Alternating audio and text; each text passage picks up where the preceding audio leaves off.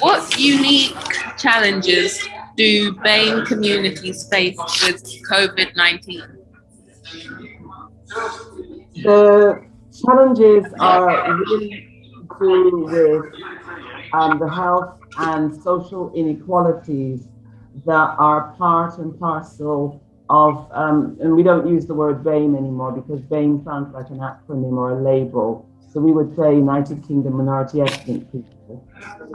The challenges are that many people from minority ethnic backgrounds in this country live and work in poorer circumstances, which means that their health are more at risk, whether that's for physical things like asthma or this particular virus, which has really affected people because of the health inequalities that they face, because of the socioeconomic inequalities, because they're more likely to have had to go out to work during the lockdown. They're less likely to have been able to stay home and work at home.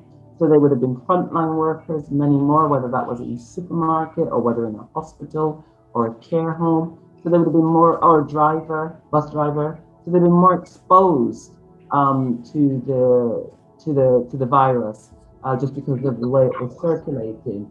We know the challenges of PPE at the beginning, and people didn't have access, so that was a real difficulty, particularly in the areas where a lot of UKME people work, as I've said. So I think people had been let down at the beginning. I think the other thing was at the beginning where people were almost scared, because at the beginning it was saying that this pandemic is going to affect everybody equally.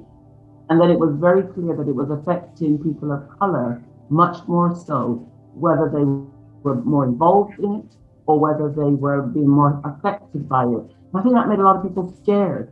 So then a lot of people felt so scared that it meant that they didn't feel that they could take the vaccine. So there was a lot of hesitancy about the vaccine because it seemed like this was an illness that almost seemed to be singling out people of color, singling out ME people. And they weren't sure that this vaccine wasn't like a test for them, so that they would be the guinea pigs if they were being encouraged to take it more so than others.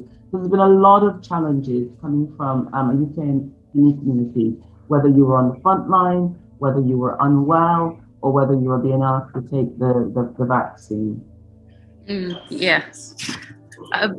Another question is, do you feel as though there is a religious duty to take the vaccine? Well, personally, I feel there is a duty to take the vaccine. I will set to one extent faith aside, and I would say whether you're a person of faith or no faith, I think the vaccine has been shown to be effective. Of course, it's not 100% effective, but it is effective because we can see that the rates are going down. We can see that the main variant that was in the country, that one almost seems to have disappeared. And the main variant that we're talking about now, the one we're talking about now is one of the variants. And now people are testing to see how the vaccines will work with that. So the vaccine works, it's efficacious. If we don't take the vaccine, we're making somebody else at risk. So we need, whether it's in this country or whether it's in global South countries, we need to ensure that everybody has access to the vaccine and that everybody has good understanding of what the vaccine can do, whether, we take vaccines. We've almost eradicated polio because of vaccines. If people have diabetes, they will take the medication that they need to help them. This is medication that can help us beat this virus and get our economies and our people back to living something like normal again. So I think it's incumbent on every person to, if they can, if they have the health capacity, to take the vaccine for themselves, for their family, for their community, yes, for their church, yes, for their mosque, yes, for their gurdwara, yes, for their place of faith, but yes, for the whole wider community and in effect for our world.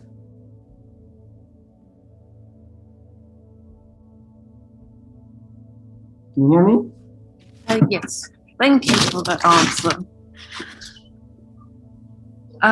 What are your links to the community?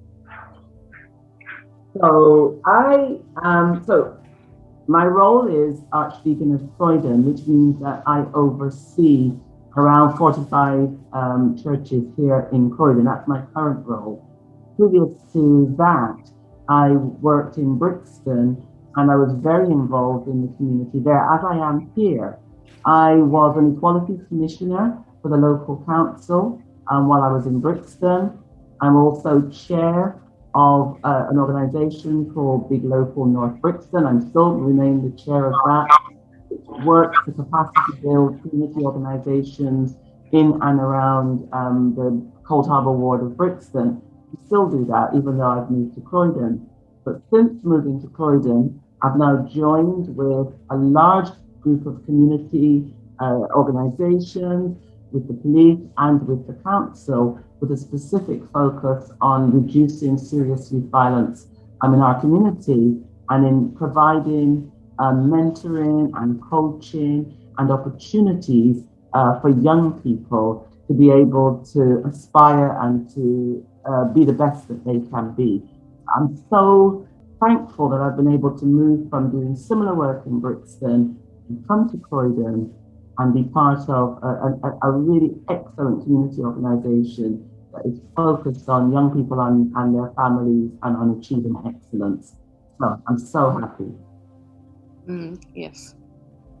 Another question I have is, how do you think that our film can help the situation? I think that there's a lot of skepticism in UK and communities. It's still there. And I know that a lot of young people also perhaps feel that it's nothing to do with them, something maybe to do for the elders, because they've been told that even if they get it, it's not really going to affect them and their well-being. I think it's important that we, like I said earlier, that the more people are vaccinated, the more that we can beat this virus away. And that's to do with young people as well. We all have to take a responsibility for our communities. Sometimes we say, oh, the young people are our future. You know that our young people are our now. And so what young people do now is equally important as what elders are doing as well. So I think it's important that your film informs young people that there are things that they should be interested in, learn about, that there are people like yourself, like myself and others who really want to be part of their story and to help them develop and be the best they can be. And at this point in time, one of the best ways to do that is also to participate in whether it's when it's their turn to take the vaccine, to involve themselves in community activities and community engagement, and work collaboratively to build a better future. Build a better future, not just for others, but build a better future for themselves and then bring others along with them. Young people really, really, really are the now. They are the now. In Croydon, it's as a borough where I live, we have the highest proportion of young people in a borough in the country. So there are now. And also, just added to that, United Kingdom minority ethnic people, that's Black and minority ethnic people, are 57% of the Croydon population. That means we are the majority. So we have a real responsibility for our community and for our young people and for ourselves. Yes, definitely. On to the last question now. We're just wondering, what are the common myths and misconceptions you've heard in your community, and whether you have any information to debunk those?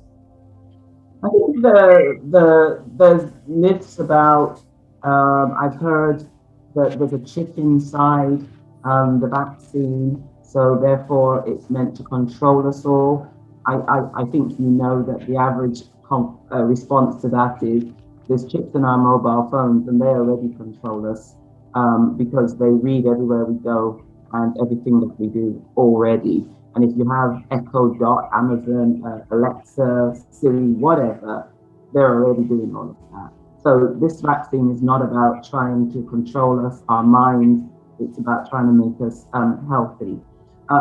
Another one that I said is that people feel that maybe the vaccine is two types of vaccines. There's one that goes for people of color, and there's one for other people, and the one that's for us is not the good one. There's always a worry about which is the right vaccine to take, and I think that there isn't.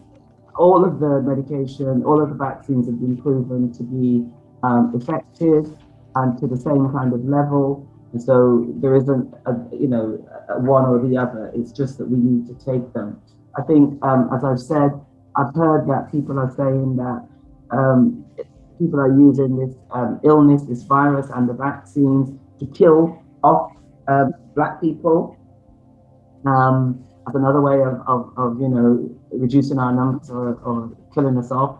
And my answer to that is, so many people have died.